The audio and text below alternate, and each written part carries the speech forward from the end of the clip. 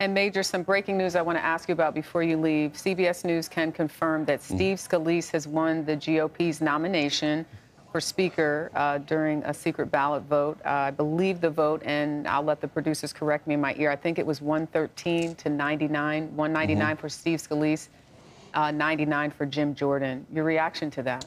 This does not surprise me. Steve Scalise has been the quietest of the two contenders in leadership races, and I've covered these since the early 90s. And it is almost always true that the quietest of the competitors is the one who has a stronger, more known count of votes. That the person who's running, who's always talking to the media and have their aides talk about how good their operation to count votes is typically trying to play catch-up. Steve Scalise was in elected leadership. He is a prolific fundraiser. He is well-known, well-liked. Interestingly, Jim Jordan, his rival, had the endorsement of former President Trump. We now know exactly how valuable that was, not nearly enough. And Steve Scalise is now moving toward the House floor. But this does not mean necessarily that he will be the next Speaker of the House of Representatives, because that needs a vote of 217, and the number you just gave falls well short of that. Yeah. Can Republicans coalesce at this moment? If they can, he'll be the next Speaker. If they can't, we're in for another protracted battle. Well, you know, we will stay tuned, and so will you, of course. Major Garrett, thank you as always. You can watch America Decides at 5 p.m. Eastern right here on CBS News. Well, CBS News congressional correspondent Nicole Killian joins us now by phone. She is also getting this news, just reporting that we were able to confirm Steve Scalise has won the House GOP's nomination for Speaker during a secret ballot.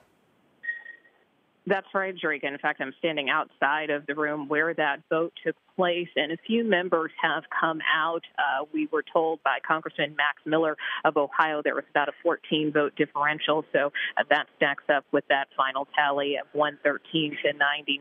But this is significant because both Miller and another member of Congress, Lauren Boebert, did tell us that they still intend to vote for Jim Jordan, even though he was not victorious in this Speaker's secret ballot. So, you know, to, I guess, put an exclamation point on Major's reporting, it's very possible we could see a protracted battle on the floor, particularly because all of these members of Congress may not be in support of Steve Scalise as the next leader.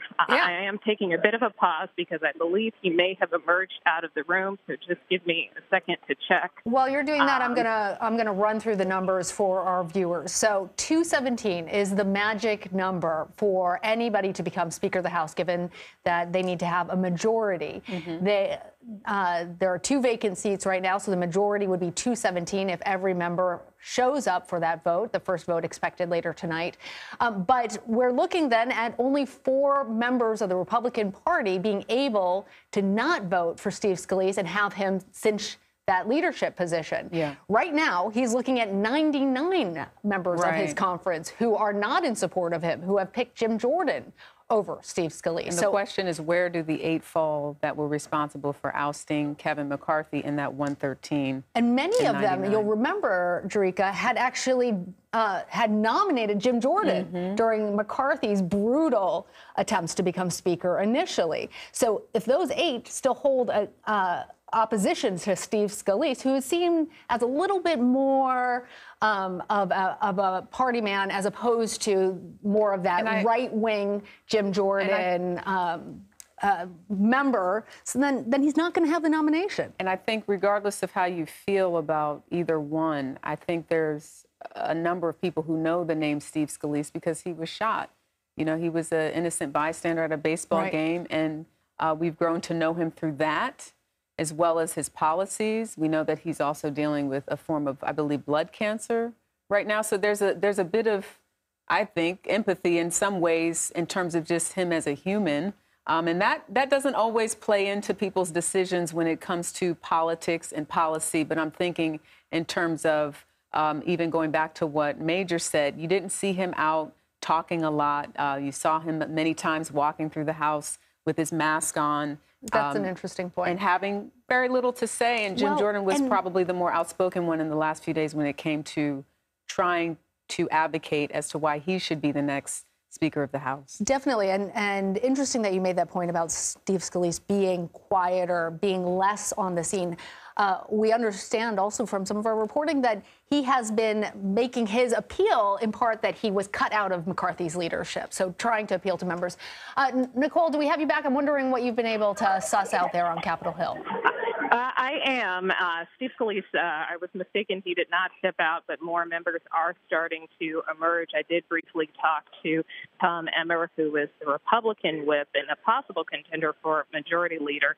He told me that he does believe that members will rally behind Steve Scalise, even though, again, we know that there was a very close vote count by secret ballot where basically the Republican conference is divided between Scalise and Jordan, even though Scalise garnered more votes. It's unclear exactly when this House vote will take place on the floor, but many members who have emerged, as I mentioned earlier, say, especially those who supported Jim Jordan, say they still plan to support him regardless, including Congressman Lauren Boebert, as well as Congressman Max Miller, who is part of the Ohio delegation, obviously supporting Jordan, who was part of the Ohio delegation as well. So this could be a protracted fight. We could once again see multiple rounds on the floor. This really kind of is up and incumbent on Scalise in particular, if he is the nominee, to try to unite the party here. That certainly is one of his goals, something that he has expressed, that he wants the party to come together. But clearly there's some very deep divisions that remain. One thing that may have given Scalise the edge, many people acknowledge that he is a prolific fundraiser, obviously with former Speaker Kevin McCarthy, that was his strong suit. He was a very strong fundraiser for the party, so there was a lot of concern there. But also, keep in mind that Steve Scalise was also a former whip. His job was to round up votes. So in terms of his operation, they have been working around the clock to try to shore up support. So that could explain some of why we are seeing Scalise emerge victorious. But we do have some members coming out telling us they will back Scalise, but again, others who say they will continue to support Jordan even on the House floor. Nikole, really quickly, we know that this is all breaking news, but have we heard from Jim Jordan? Has he given any guidance as to whether he wants the people who supported him, those 99, to now switch their votes to Steve Scalise? I believe he is still inside the room. We have not seen him emerge, but there had been some talk of whoever the number 2 was, in this case, if it is Jordan, that perhaps maybe he could be incorporated into leadership, perhaps as Majority Leader. That is something that is being floated, although hasn't been, fully confirmed. So whether or not he would be willing to take that number 2 job remains to be seen. But keep in mind, there are other people vying for that position. As I mentioned, current Republican whip Tom Emmer. There's been talk of Republican Conference Chair Lee Stefanik being interested in the Majority Leader position. So it does raise a lot of questions about who the leadership could be if Scalise ultimately is elected Speaker. Well, we'll let you do the job that you do and gather those sound bites and all that information, which I know you'll be reporting on later on this program as well as for evening news. Nicole Killian, thank you again. Steve Scalise is the nominee as of right now for the Republican Party from the 1st District of Louisiana. We're going to continue covering all of that, the latest developments on that, as well as the latest in Israel coming up. We're going to take a short break. You're streaming CBS News.